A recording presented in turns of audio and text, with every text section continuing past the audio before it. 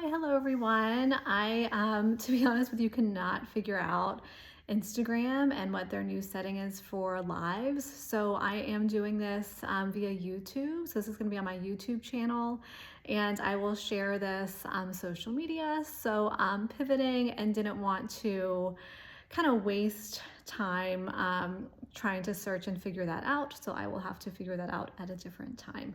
So welcome. I'm so happy to share this time with you and to answer specific questions that you have sent me. So thank you for taking the time to send some thoughtful, relatable, and real questions my way.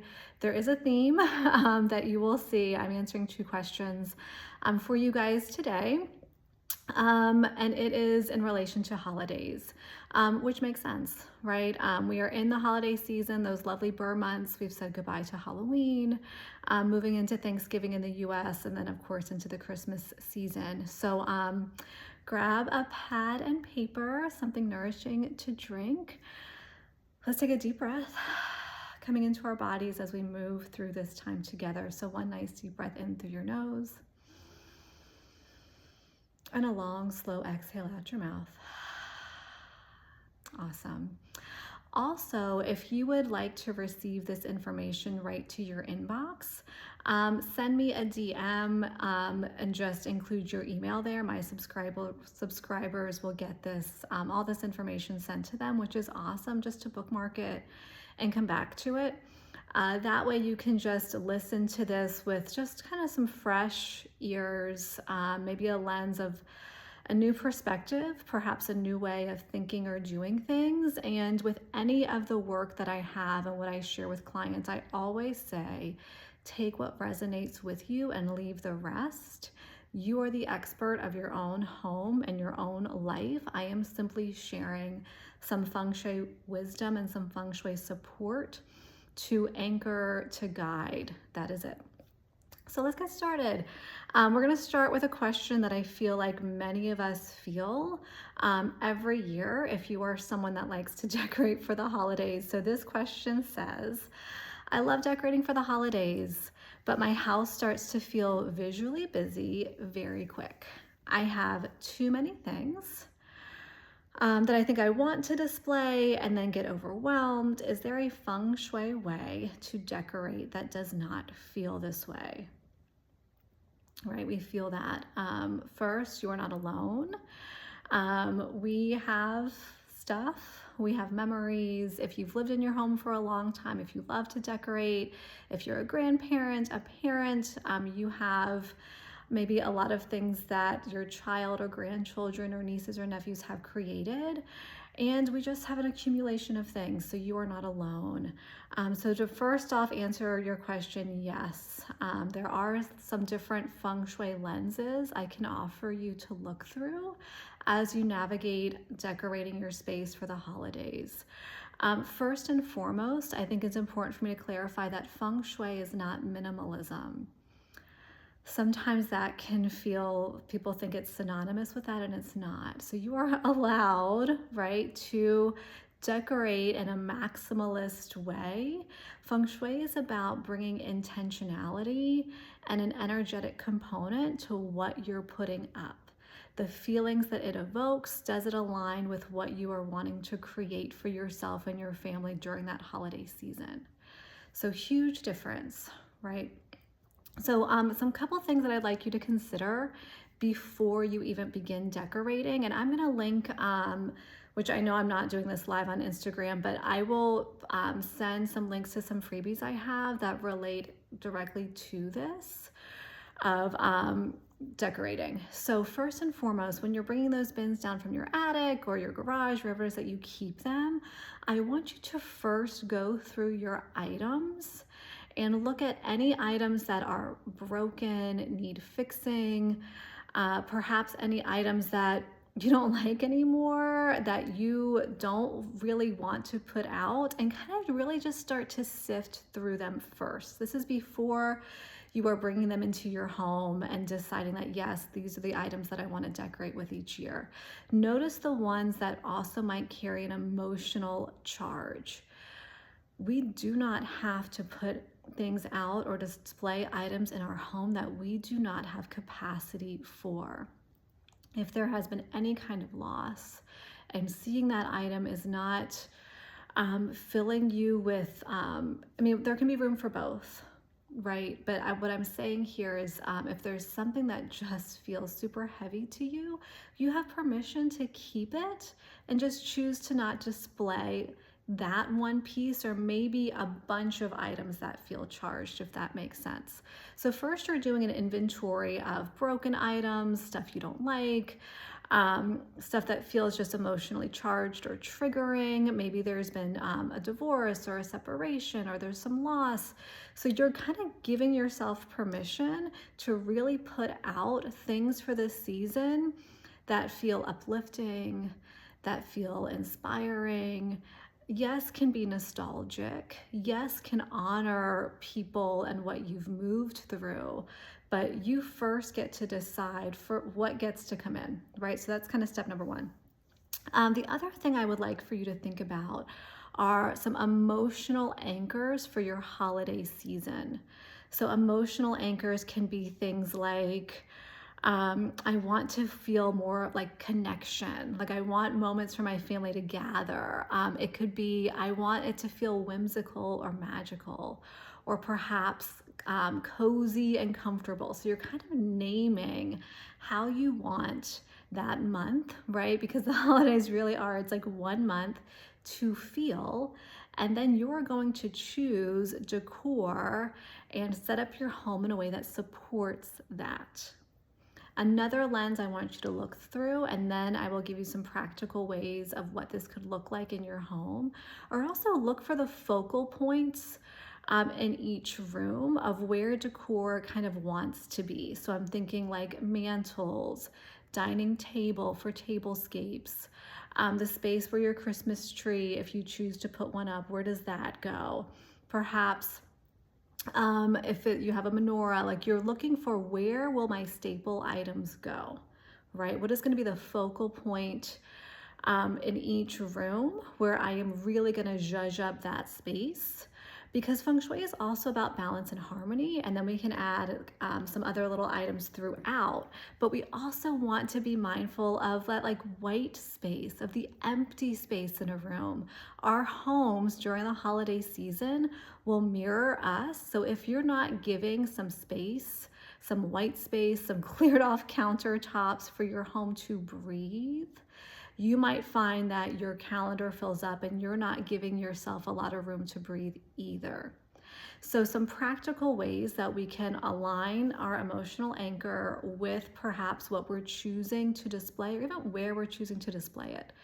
So let's say you want to kind of bring in more moments of gathering and connection into your holiday season. You'll find that I do this a lot in my home. One of my daughters tends to gravitate towards it more than the other, but I'm going to put out a holiday puzzle in my living room space and the coffee table. It kind of gives us something to kind of a calm activity to do after dinner when we get a quiet moment with like our hot chocolate or like my little tea in the evenings to just kind of chill out and do that. So if connection and gathering is something you're craving more of, think of what you can align that with. Is it a basket of books in your family room area that kind of bring in like some nostalgic, the night before Christmas? Like what can you kind of place there? Is it displaying old like family photos or items that kind of have that like conversation starter for when people come over? So if that is your intention, you're thinking about the decor in your home that can really support that. Another emotional anchor you might have is you want the season to feel whimsical and magical, right? So for this kind of emotional anchor, you're thinking like twinkling lights, you're thinking like snowflakes, maybe angels. You're thinking of decor that lifts the eye up. And you're finding those places in your home where you can add that little bit of whimsy. Perhaps if you have or you like listening to music, you're thinking of more of those whimsical like piano notes, harp, like that kind of tune that just feels like it elevates and lifts everything up. So I hope that kind of helps in the decor space. So remember, Before items come into your home, you're doing that like full on, like clarity, what gets to come in. We are then thinking of the emotional anchors we want for the season. We are also remembering to leave space. Allowing our homes to breathe reminds us that we get to breathe too, because what happens in here happens out there and vice versa. Okay, so let's do a nice deep breath in and a long, slow exhale out. Awesome. Before I move into the second and final question for today, I also want to mention something that I think is also in the little freebie that I'll link to in wherever I'm displaying this on my YouTube or when I put this on Instagram, that I encourage you to do. And that is, after a holiday, start reflecting on what felt good about that holiday season, things you want to change, decor that you did not put out, decor that you would want to purchase for next year. I do this for Halloween, for Thanksgiving, for Christmas, for Easter, for these big kind of moments. And I have to say that Megan in 2025 is really grateful to the Megan of 2024's wisdom of what she felt like she loved about that holiday season and what she is wanting to bring in differently the next year. Do I always feel the same way? No. But it is a way to bring in again that clarity and intentionality from one holiday to the next. So to answer and kind of go back to the decor question, this can be another really helpful, reflective kind of activity you can do. Gosh, there's like a piece of hair. A lot of this is just intention, right? We're all practicing Feng Shui because we live in a home and we have stuff. So let's just bring some more awareness to that. Okay, so moving on, I like to keep notes because you can see I can kind of start to ramble. I'm gonna kind of adjust my seating here too, so I might need to pivot this a little slightly down. Okay, so next question, and I'm really glad that this was asked because this is one that a lot of us feel, but maybe we don't always say out loud. Gifts feel stressful every year. I don't want to just buy random things. Is there a Feng Shui approach to gifting that feels more meaningful? Wow. Whew, right, let that one sink in for a minute. Again, not alone. My husband and I were just having conversations about gifting this morning because suddenly it can feel like everyone is getting something. And there's a beautiful energy to that, this season of like generosity and gratitude and love that we want to express out, in kind of a tangible way. So, so first off, 100%, I love this so much. And there's a lot of kind of emotional depth and weight attached to this, some old beliefs too, around maybe what is good enough. So there's a lot maybe to unpack here, but for now, I just want to offer perhaps a question or a different perspective here. So if when you're thinking of gifting to a family member, a friend, maybe think about what supports what they are calling in. So I'm going to repeat that. What supports what they are calling in? And I'm going to give you some ideas of what this could potentially look like. And that question and this kind of approach to gifting does require us to kind of throughout the year, maybe listen in a more meaningful, intentional way. So for example, if you know that someone has been moving through maybe a little bit more of some turbulence, some, heavier things, Perhaps this could also be a person that tends to put themselves last, right? A little martyrdom syndrome. What could feel really supportive in the way of a gift to this person would be something in the space of their bedroom, which I know can feel really intimate. So a gift card could work in this way too. And there's a site that I love that I would could drop in here. But maybe new sheets, new bedding, a supportive pillow, a really soft, luxurious blanket, cozy earth. I have a couple like little pajama sets from there, so that could be also in that space too. So you're thinking of what might this person not spend money on for themselves that I can encourage them or give them the space to do that. Self-worth and how we really how we spend money on ourselves shows up in the bedroom. It does. So if you think about how old are your sheets and your bedding, and when was the last time you bought a new pair of pajamas or a pillowcase, so this is the space for that person. So they might not even know they need to be calling this in, but this would be a great way to gift somebody something in that space. So let's look at this through another lens. If you know that someone is maybe starting something new, maybe they've just moved, maybe they're launching kind of a new business or stepping into something different, maybe there's been some kind of a separation, family and new home, so there's an energy of newness. So for this, there's a couple ideas I have for you here that would feel more meaningful, intentional, and not feel like we're just sending them something random.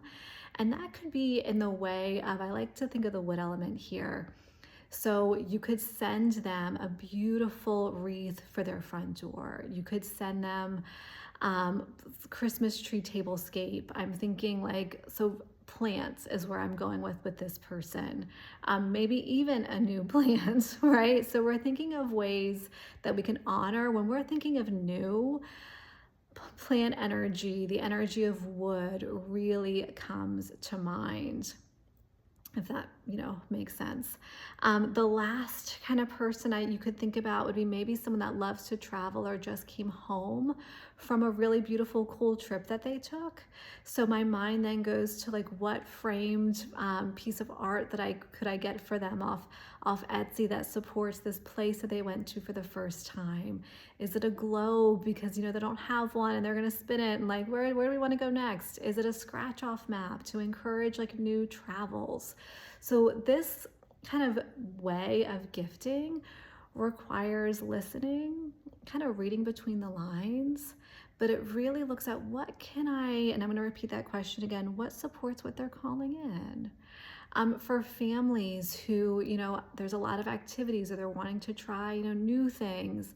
Maybe it's reaching out hey, could I sponsor, their music lessons for this next cycle? Is there a camp coming up that I could, support you with? So also with gifting, it requires honest conversations with people in your family, loved one, friends. And also coming back to kind of gratitude on this one, being gracious, knowing that people are really and truly trying their best, right? That in each moment we're coming into it with the best of intentions. Do you have to hold on to a gift that you're not going to use? No. Do you have to tell them that? No. But I think too, in this space of, honesty and conversations, there still is this element of grace. Can we offer them grace with the energy and intention they had in thinking of you and sending you something without feeling old beliefs of guilt that I have to now carry this or frustration? And can I just lovingly pass or donate something that I'm not going to use while still thanking them for the thought of being thought of? Okay, that's a wrap. Remember, in Feng Shui, it's not perfection. That is never our intention and goal. We want homes that are lived in and loved. It is about cultivating energy that supports us and creating a space that feels more aligned and more meaningful. So be on the lookout for some of those freebies I have for holiday support, whether that is hosting or decor, and also some of the reflections that I send out each year on, believe it or not, ending the year gently. So thank you so, so much. Peace and blessings to you. And I will get this up on my YouTube page and see how I can share this on my social. Thanks so much.